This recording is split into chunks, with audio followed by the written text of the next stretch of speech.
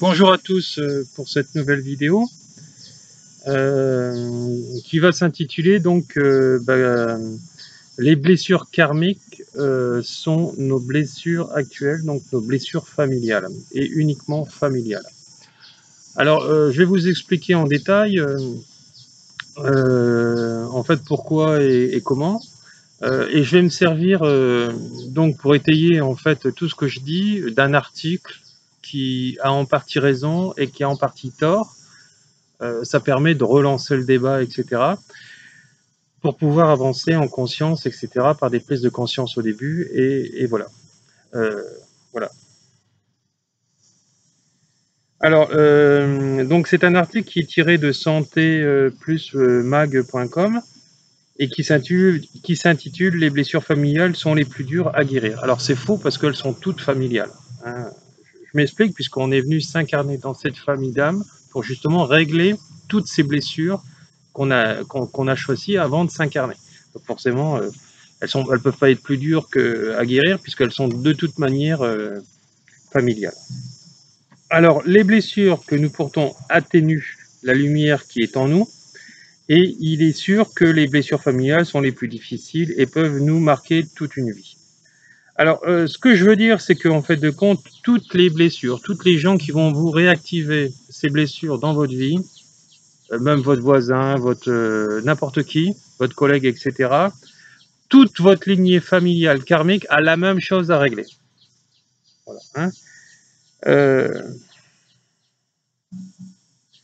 Marqué, parce qu'elles viennent de personnes très proches. Alors, si nous réussissons à transformer ces blessures à force qui aident à guérir, nous commençons à retrouver notre vraie nature, etc. Alors, notre vraie nature, c'est la nature divine, et uniquement la nature divine, puisque nous sommes un être divin. On n'est pas quelqu'un qui est sorti de notre chapeau, et puis on apparaît comme ça par hasard, et puis on va être dissous par hasard.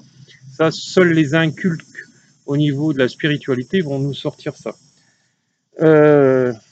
Alors, le temps peut tout guérir. L'idée que le temps est capable de tout guérir, les blessures, est une idée fausse. Oui, effectivement, le temps ne guérit pas les blessures puisqu'il va les endormir.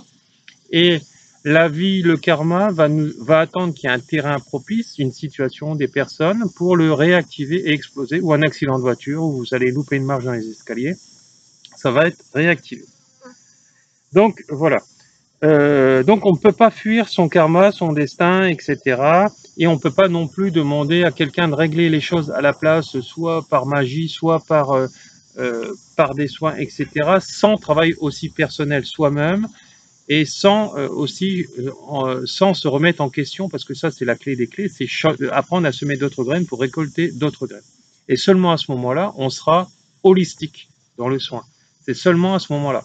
Hein, quelqu'un qui va soigner un médium, par exemple, un médium qui va être guérisseur, qui va mettre les mains sur son corps, par exemple, sur le corps de quelqu'un, ou qui va te dire ton avenir, etc. En rien, il est holistique. En rien. Puisque il doit apprendre à son patient, à son client, à semer d'autres graines, et le client doit les semer. Il doit changer de comportement pour changer. Et seulement à ce moment-là, il va devenir holistique, puisqu'il va changer la résonance de son âme et le message qu'il va lui envoyer. Sinon, le terrain fertile de la maladie, des mauvais comportements, sera toujours là. Et en fait, il n'aura rien réglé. Il va baumer quelque chose, comme disent les Canadiens. Et puis, ça va revenir. Hein. C'est comme les gens qui ont 5 cancers, qui se font opérer soit par des Philippins, des guérisseurs, ça dépasse l'entendement, ou des Brésiliens, ou des chirurgiens, etc. Tant que le signal de l'âme envoie le faisceau en fait de la maladie par rapport à l'émotion, parce que l'émotion est encore nourrie dans ce fil qui nous relie invisible, le terrain fertile sera toujours là pour être déclenché, etc. Voilà. Alors,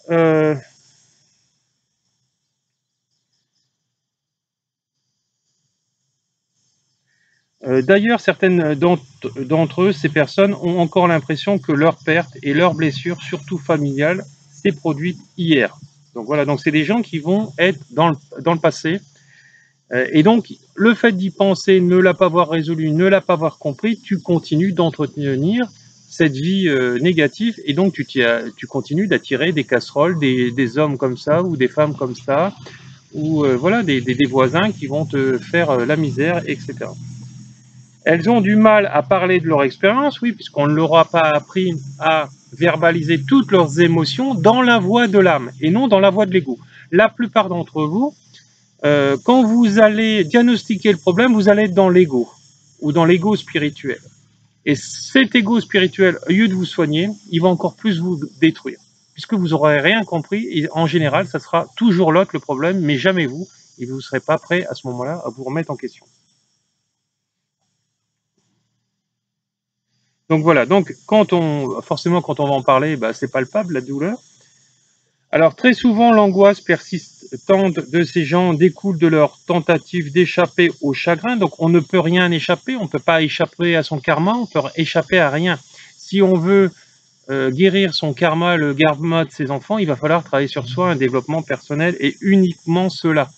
Sans changement de soi, sans guérison de tout ce qui nous fait souffrir, on va continuer d'attirer tous ces phénomènes-là, puisque nous sommes un corps d'eau, 70% d'eau à peu près, avec des atomes vibratoires qui émettent une fréquence par rapport à ce que nous sommes, et par rapport à toutes les blessures de l'âme que l'on a, etc. Donc on va attirer à nous tout ce que nous sommes, donc les blessures comme les côtés positifs que nous avons réglés, et donc ça va venir à soi, et ça va faire notre vie, tout le fonctionnement de notre vie. Il n'y a pas de hasard dans la vie, tout ça c'est karmique. Donc, alors souvent les gens vont préférer aller aider les autres. Là, on dit plutôt que de faire face à leur chagrin ou à leur tristesse, ils tentent de se distraire de leur misère. Alors, il y en a, ils vont faire n'importe quoi, ils vont faire soit la fête tout le temps, etc., pour pas penser à tout ça, pour pas travailler sur eux. C'est un échappatoire, mais on peut pas échapper parce que quand on est au repos, bah, ça va revenir. Voilà. Et même le fait d'aller aider les autres sans s'aider soi-même, bah, pareil, on continue d'alimenter toutes ces choses-là. Alors, ils essaient de faire preuve de fermeté dans l'espoir qu'ils pourraient oublier la douleur. On ne peut pas échapper à la douleur tant qu'on ne l'a pas réglée en soi, jusqu'à ce que le temps guérisse leurs blessures. Le temps ne guérit rien, il va faire qu'endormir. Ça, seuls les gens moins éveillés spirituellement vont croire que le temps guérit les blessures. Le temps ne guérit rien, je dis bien rien. Malgré le passage du temps, le désarroi reste parce qu'ils n'avaient pas les compétences nécessaires pour surmonter l'adversité. Alors, qu'est-ce que dit la science dans tout ça? Alors, une nouvelle étude de perspective de Psychological Science confirme l'idée que le temps ne guérit pas les blessures. Des chercheurs de l'Arizona State University ont découvert qu'en général, les personnes ne possèdent pas beaucoup de résistance naturelle. Lorsque les personnes subissent un événement qui changent leur vie ou qu'elles ont subi un traumatisme depuis l'enfance, il y a de fortes probabilités que cela leur prenne plus de temps que prévu pour se relever. En fait de compte, tout le monde subit ce genre de choses par rapport à ces épreuves. Un événement, etc. L'étude a confirmé que les facteurs de stress de la vie peuvent entraîner une baisse importante du bien-être, pouvant durer plusieurs années. Les chercheurs ont indiqué que la conviction précédente exprimait cela, selon laquelle la plupart des gens sont résistants, pourrait les empêcher de demander de l'aide dont ils ont besoin pour rétablir plus efficacement. Ça, on le voit chez certains hommes notamment, ou chez certaines femmes qui ont plus d'énergie masculine en disant ben moi je suis plus fort, je suis un combattant de la vie. Non, tu es un combattant de rien du tout, parce que si tu décides de combattre, là tu vas être en guerre, et ta guerre, tu n'es pas prêt de la pacifier, tu n'es pas prêt de guérir. Justement, il ne faut pas être un combattant. Il faut vouloir s'en sortir, ne pas combattre en comprenant. Parce que si tu es dans le combat, tu es dans l'action de vouloir tuer, couper la tête de quelqu'un. Et c'est en ça que c'est négatif. Et donc, c'est de là que tu ne peux pas trouver la compétence pour sortir de tout ça. Il faut du courage pour le faire, pour faire le travail de guérison, parce que ça, en fait, ça demande une remise en question. Tout ce que je croyais être et capable, en fait de compte, si je décide de changer, je me rendrai compte que je n'avais pas forcément toujours tous les prérequis de tout. Ce n'est pas simple, pratique ou facile. Il n'est pas possible de faire comme si de rien n'était. Cela signifie la fin du déni plutôt. Faire semblant et éviter, cela signifie être radicalement honnête avec vous-même et avec votre entourage. Ce genre d'honnêteté recalibrera en fait une partie en fait de votre ADN, puisqu'en fait tout est venu se cristalliser par l'intégration de l'âme avec les épreuves que vous allez, voilà. Il y a des gens au niveau de leur ADN, ils arrivent à le changer quand ils ont des maladies, etc., parce que ils ont arrivé à se pacifier et à comprendre et à guérir toutes leurs blessures. Alors là, la personne dit la blessure familiale serait transmise également à travers les générations. Oui, uniquement à travers les générations. Et elle est toujours active avec des personnes qu'on va rencontrer par rapport à ça, tout ce qu'on n'a pas réglé. Comment se fait-il que les expériences de vos parents, de vos grands-parents, de vos arrière-grands-parents soient-ils importants dans la vie que vous viviez actuellement? C'est normal puisque je suis venu les incarner, je suis venu les choisir avant de redescendre. C'est tout simplement comme ça. Comment vivre avec une douleur que vous n'avez pas vécue personnellement? Alors, si vous l'avez vécu personnellement, dans votre dernière incarnation, et même dans les précédentes, si vous subissez l'échec, il y a des gens qui reviennent toujours pour la même chose, toujours pour la même chose. Hein, voilà, donc moi j'avais connu des gens par exemple sur Miramas, dans le sud de la France, notamment une dame, elle revenait sans arrêt dans ses incarnations pour régler la même chose parce que il y avait qu'elle qui avait raison. Hein, voilà, donc elle était incapable de se remettre en question. Alors, l'épigénétique, qui est un domaine émergent de la science, qui tente de comprendre l'influence de l'acquis de l'inné, explore la question complexe de la transmission des traumatismes de la génération en génération. Une étude de l'épigénétique réalisée par l'Université de Washington a montré des preuves au niveau cellulaire que de puissantes conditions environnementales stressantes peuvent laisser des empreintes ou une marque dans l'épigénome matériel des cellules, comme avoir un mauvais patron, c'est pareil, ça génère du stress et ça peut vous déclencher des maladies, pouvant être transmises aux générations futures avec des conséquences dévastatrices sans se rendre compte. Quand une femme n'a pas guéri ses blessures ou son mari n'a pas guéri son blessure, une chance sur deux qu'elle le transmette à son enfant. Une chance sur deux. Hein, il y a des gens, des acteurs célèbres qui sont morts de la mycoviscidose, etc.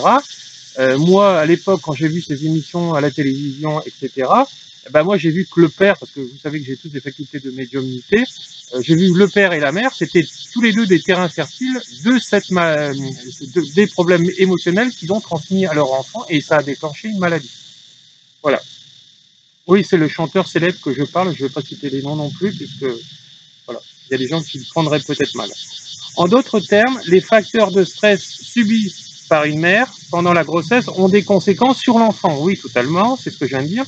La façon dont elle mange, la façon dont elle dort, la présence de l'absence d'hormones du stress dans son système, tout affecte son enfant. Toutes les émotions qu'elle va vivre, avant, après, si elles n'ont pas été réglées, une chance sur deux qu'elle le transmette à son enfant. Hein? Un bébé dont la mère est stressée a plus de difficultés à réguler et à gérer ses propres réactions au stress plus tard dans la vie. Oui, tout à fait. Alors, si vous voulez guérir toutes les émotions de vos enfants, tout ce qui ne va pas actuellement, vous parents, vous très chers parents, commencez à les soigner en vous-même. Le père comme la mère. Si on a un des deux qui veut pas, c'est pas grave, il faut que l'autre le fasse et qui donne un coup de main à son enfant, sinon les générations suivantes, vos enfants vont continuer à trimballer tous ces fardeaux. Donc voilà, donc si vous voulez donner un coup de main à vos enfants, travaillez sur vous, développement personnel. Si vous guérissez et transformez les blessures que vous portez de ceux qui vous ont précédé, vous modifiez également la trajectoire de ceux qui suivront. Ça va de soi, c'est ce que je viens de dire. Si vous rompez la chaîne de la dépendance, de la violence, d'autres croyances héréditaires limitantes, vos enfants et leurs enfants, et ceux qui les suivront auront accès à des possibilités qui ne sont pas accessibles aux ancêtres. Et ainsi à toute une lignée évolue. Voilà. Moi, je me suis rendu compte qu'au sein de ma famille, par exemple, moi j'ai 2 sœurs, moi j'ai réglé plein de choses, et vu que c'est nos parents qui nous les ont refilés intrinsèquement et par rapport à notre famille, notre lien karmique, arrivé à un moment donné, moi j'ai guéri beaucoup de choses, c'est-à-dire que à ce moment-là, moi je vais sortir de cette famille d'âme que je suis venu choisir papa, maman, c'est ce que je retrouve dans mon 3e livre, ce que j'explique dans le détail dans mon 3e livre. et que, en fait de compte, on choisit la famille d'âmes d'incarnation par rapport aux choses à gérer et à guérir, pour aider aussi tous les gens de sa lignée. Mais tous ceux qui sont nés, c'est trop tard, hein, parce que ça n'a pas été fait avant. Donc ça veut dire que tous ceux qui sont venus voilà, s'incarner, les sœurs, leurs enfants, etc., si le travail n'a pas été fait, ils l'auront refilé, c'est sûr et certain. Voilà. Mais les générations suivantes, ils auront moins à travailler par rapport à tout ça.